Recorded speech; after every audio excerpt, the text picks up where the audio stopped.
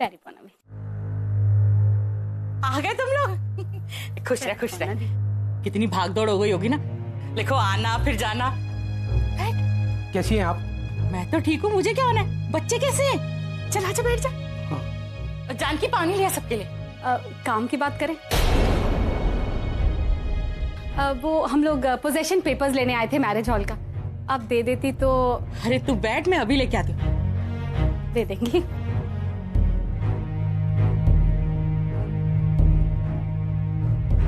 देख, हॉल के पेपर तो मैं दे दूंगी स्वीटी, लेकिन मेरी एक शर्त है। जब भी जमीन जायदाद का बंटवारा होता है ना, साथ साथ रिश्ते भी बढ़ जाते हैं। भाई बहन को माँ बाप की प्रॉपर्टी तो याद रहती है, लेकिन बचपन में साथ खेले हुए दिन वो भूल जाते हैं। मैं नहीं चाहती कि तेरे मेरे बीच में ऐसा कुछ हो। कैसी बात कर रही है? उस हॉल के कारण तेरे मेरे रिश्ते में खटास है, ये मेरे को बिल्कुल मंजूर नहीं है। पूरा एपिसोड देखिए ZEE5 पर। अभी किस बात के बिल? दुकानदारों के, वेटर्स के, केटरर्स के वगैरह वगैरह। पिछले 4 महीने से इनकी पेमेंट नहीं हुई है। वैसे तो 1 महीने के अंदर अंदर इनको पैसा मिल जाना चाहिए, पर क्योंकि आंटी जी के साथ बहुत अच्छे संबंध हैं तो काम चल जाता है। और मामा जी, आप तो जानते हैं कि संबंध एक दिन में थोड़ी ना बन जाते। और जैसे ही मैंने इन लोगों को बताया कि हॉल की ओनरशिप बदलने वाली है, तो ये अड़ गए कि आज के बाद कोई मोहल्लत, कोई डिस्काउंट नहीं देंगे, और धमकी देने लगे कि हमें आज के आज पैसा चाहिए, नहीं तो लेबर यूनियन के पास चले जाएंगे। सो बेसिकली 4-4.5 करोड़ का खर्चा आएगा इस प्रॉपर्टी के पोजीशन के बाद। आप 4.5 करोड़? जी। इतने पैसे हम कहां से लाएंगे? और मामा जी, हैट्स ऑफ टू यू, वरना आज के जमाने में ऐसे भाई कहां मिलते हैं जो अपनी बहन के सिर का बोझ अपने सिर ले लेते हैं। क्या हुआ मामी जी, आपको इतना पसीना क्यों आ रहा है? अचानक से गर्मी बढ़ गई ना, आप नींबू पानी पिएंगे? नहीं, हम लोग को पेपर मिल गए, चलो चलते हैं। नहीं, मुझे नहीं चाहिए ये पेपर्स, ये मैरिज हॉल। अब दीदी इतने सारे कर्जे चढ़ा रखे हैं, पहले वो सब उतार लो, फिर ले लेंगे हॉल। चलो हाँ। चलो। भूल चूक माफ करना दीदी, गर्मी की छुट्टियों में आना है। हाँ बुलबुल, तुम्हें तो बिल्कुल, तुम्हें भी। हाँ प्यारी पाना बीजी।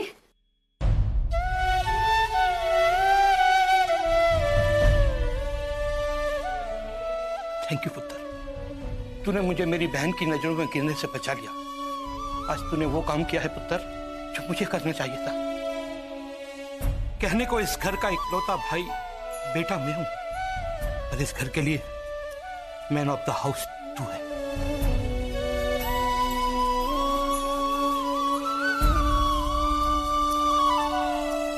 सच मानो तो तू है इस घर का असली रखवाला। I am proud of you. चलता हूं।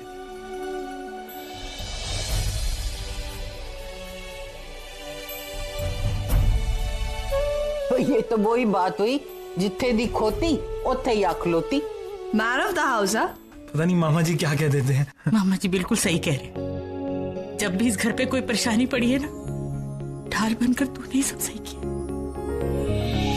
नहीं आंटी जी, ऐसी थोड़ी ना कोई बोल देने से मैन ऑफ द हाउस बन जाता है। Aunty ji, man of the house वो होता है जो अपने घर के लिए कुछ भी कर सकता है, और ये हम सब लोग जानते हैं कि आपने इस घर के लिए क्या नहीं किया है। ये घर ना आंटी जी हवा और पानी के बिना चल सकता है, लेकिन आपके बिना नहीं चल सकता। आप ही हो असल में मैन ऑफ द हाउस। हर माँ की तरह ना मैं हमेशा यही बोलती हूँ, मेरी जैसी बच्चियां भगवान सबको दे। लेकिन आज एक लाइन और बोलना चाहती हूँ, तेरे जैसा पड़ोसी भगवान सबको दे।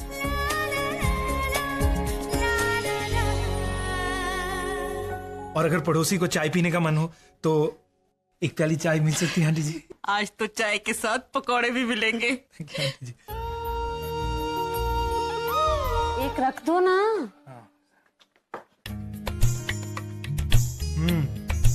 Nice T. बिस्किट लो ना। नहीं, इसमें शुगर और मैदा होता है, नॉट गुड फॉर हेल्थ। मैं कुछ दूं ना तुम्हें चाहिए ही नहीं होता। बड़ा ही अच्छा लड़का है। मेरा बेटा ना सही, लेकिन बेटे से बढ़कर करता है घर के लिए। अब क्यों ले रहे? वो मैं सुबह वॉक के लिए जाता हूँ ना तो कुछ नहीं होगा। तुम लड़की हो मैं लड़का हूँ, आया मौसम दोस्ती का। दोस्ती का? That's what I meant. दोस्ती का। दोस्ती?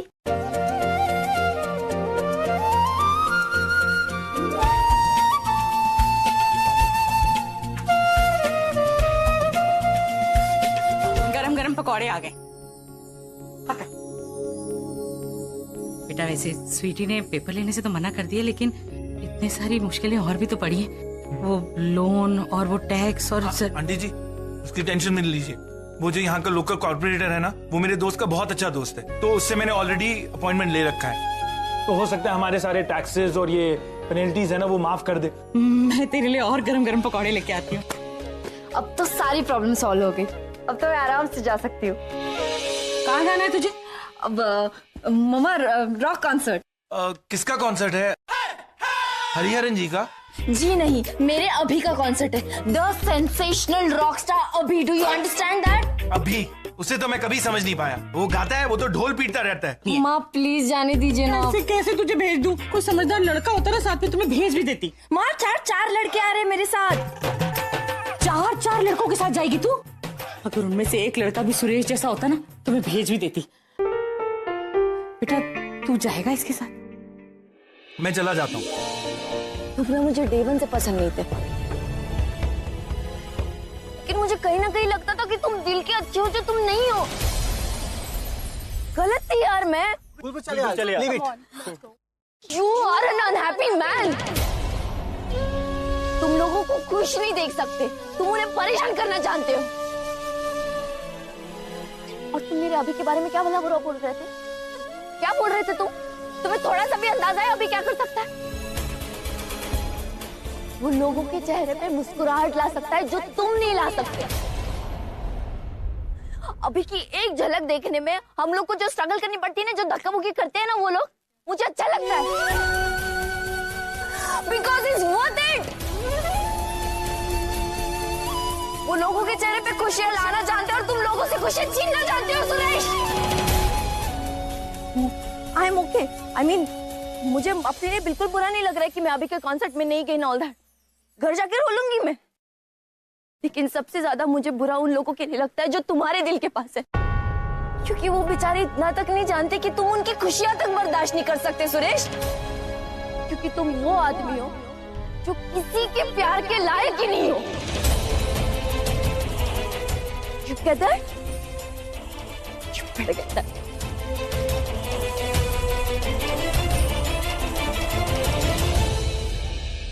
Sorry guys. It's okay.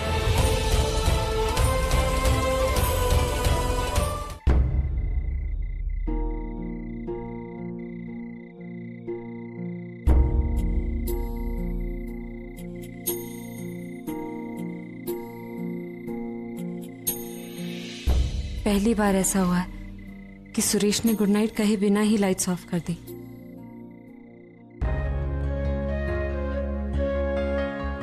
दो बातें तो पक्की हैं। पहली ये कि हमारी बुलबुल और सुरेश की आपस में कभी नहीं बन सकती, और दूसरी प्रज्ञा और सुरेश के बीच में अनकहा ही सही लेकिन प्यार जरूर है।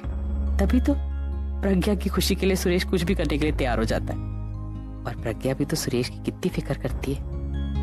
शायद इसीलिए आज तक कहीं और मेरी प्रज्ञा का रिश्ता जुड़ ही नहीं पाया, क्योंकि शायद इसके भाग्य में सुरेश ही कोई नहीं जानता। लोग इसे डेस्टिनी कहते हैं, बट मैं कहता हूं टू हेल विद डेस्टिनी।